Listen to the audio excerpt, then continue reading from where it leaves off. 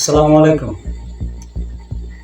এবার একটু শুধরে যান, একটু বালাওন। মানুষের পিঠপিট আঙুল দিতে তো খুব মজা লাগে।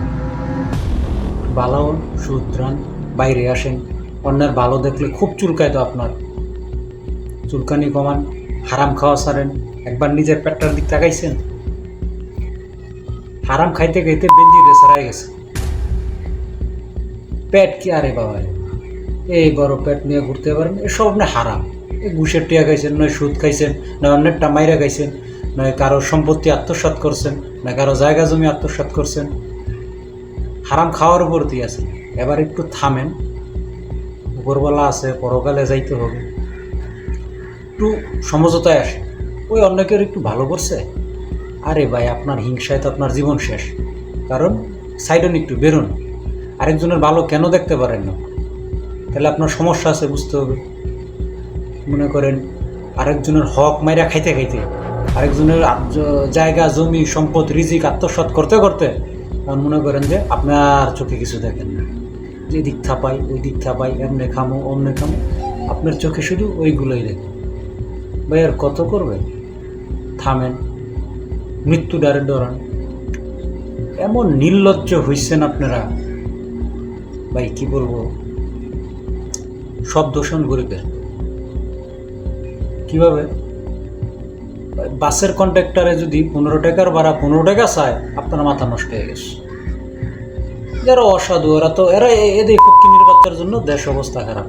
তুমি আলাপ বলা, এই একটু আগে বাসের মধ্যে বসে দিন ফোনে আলাপ করলা, সরকারি চাকরি দিবা, 10 লাখ টাকা লাগবো, 8 লাখ টাকা লাগবো। তোমার বালা কিছু না, তুমি আরেকজনের বালা হুটকি মারা। তো নিজের বুঝবুঝ, পরের মুজ তরমুজ। এই পরিস্থিতি। ভালো হন, সুদ ছাড়েন, হারাম ছাড়েন, নামাজ কালাম পড়েন, আল্লাহ বিল্লারে ডাকেন। এত নিচে নাইবেন না। একবার নিচে তাকায় দেখেন আপনি কত নিচে আছেন বা কত উপরে আছেন। আরেকবার উপরে তাকায় দেখেন যে আপনারা কতটা উপরে আছেন, কতটা নিচে আছেন। হিমাঙ্কের নিচে চলে গেছেন। লজ্জা শরম বোধ জ্ঞান দেন কিছু নাই। খালি হারাম খাইবেন তো খাইবেন। হারাম খাওয়াটা একটু কমান। কমান না ভাই, একবারে ছাইরা দেন। একবারে হারাম খাওয়াটা ছাইরা দেন। এই দেন কি হ্যাংলা বাতলা একটা ফোড়া শরীরে চর্বি নেই। পিওর হালাল খাই, একদম হালাল খাই। হারাম খাইলে তো 30,000 টাকার ফ্ল্যাটে থাকতে পারতাম, 5-7 হাজার টাকার ফ্ল্যাটে থাই নাকি? হারাম খাওয়া ছাড়েন, বালা। আর ওই ফোন দিয়া চাকরি দেন, হেরে দেন। আপনার ভাই চাকরি করে এই পুলিশে, মনে করেন এই গত 2 বছরে সে বাড়িতে জায়গা কিনছে প্রায় 8-10 কাঠা। সে বেতন পায় কয়টি? হ্যাঁ, কয়টিয়া বেতন পান? আপনার মেয়ের জামাই মনে করেন যে এই প্রাইভেট কার কিনছে, ওই এক সিভিল ইঞ্জিনিয়ারিং চাকরি করে। ঠিক আছে, সিভিল ইঞ্জিনিয়ারের বেতন আমি জানি না কত, সর্বোচ্চ বেতন 55,000 টাকা।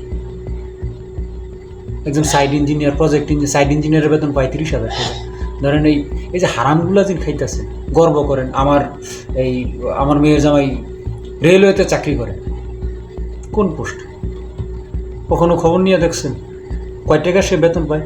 সে টুপ্লেক্স বাড়িতে কিভাবে করে টুপ্লেক্স বাংলো? তখন আর কোনো কথা নেই। হারাম খাওয়া ছাড়েন, পালা। নিজেও খায়েন না, অন্যরাও খাইতে দিয়েন না। আমি শুধু একটারই বিরুদ্ধে, হারাম খায়েন না। হারাম মনে করেন যে এই যে আমি প্রায় সময় বলি, আপনি না খাইয়া মরে যান, তাও আপনি ভিক্ষা করে খান, আত্মীয় স্বজনের কাছে না যান। 3 বেলার মধ্যে 1 বেলা খান, তাও আত্মীয় স্বজনের কাছে না যান। মনে করেন যে এই পোলাও পোলাও মাংস রাখা আপনি পান্তা ভাত খান, তা আত্মীয় স্বজনের কাছে না যান। আপনি হারাম খাইলেন না, আত্মীয় স্বজনের কাছে গেলেন না, দরকার নাই। আপনার মতন থাকেন, আপনি সেভারিট থাকেন, আপনি একটা ছোটোখাটো চাকরি করেন। হারাম খাওয়ার কি দরকার? এক সচিবের পিউন, বডিগার্ড, দারোয়ান, এদের নাকি ডাসর গুলশান 1-2টা বাড়ি, এরকমও খবর শুনছি আমরা। তো দুর্নীতি কমায় করেন, সাইরা দেন। আমি তো বলি পারলে সাইরা দেন, বালা হন, হারাম রাখাইন না। একটাই বক্তব্য। আসসালামু আলাইকুম। অন্য কোনো দিন আবার আলাপ হবে। ধন্যবাদ।